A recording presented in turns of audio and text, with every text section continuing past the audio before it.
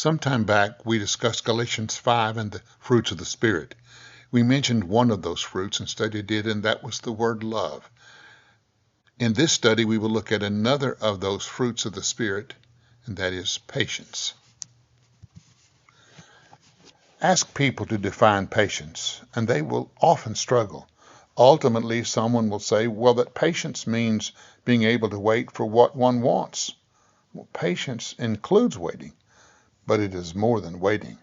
A man doing time in prison is able to wait until his release date. He has no other choice. No, patience is more than just waiting. Psalms 37 gives us a much better definition of patience. Patience means to be still before the Lord. There is no anxiety, but rather a calm waiting for God to do his work. It means that you do not fret when things do not go your way and you get what you want immediately. It means to keep your spirit and refrain from anger and turn from wrath. Patience is not just being able to wait, but being able to wait with the right spirit.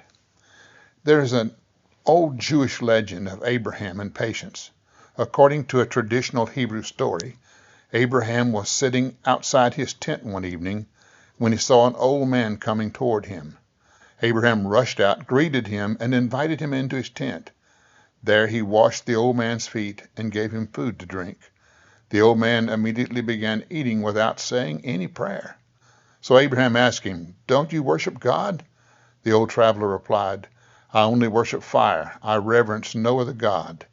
Hearing this, Abraham became angry, grabbed the old man, and threw him out of his tent and into the cold night air. When the old man departed, God called to Abraham and asked him where the stranger was. Abraham replied, "I threw him out because he did not worship you." God answered, "I have suffered him these 80 years, although he dishonors me. Could you not endure him one night?"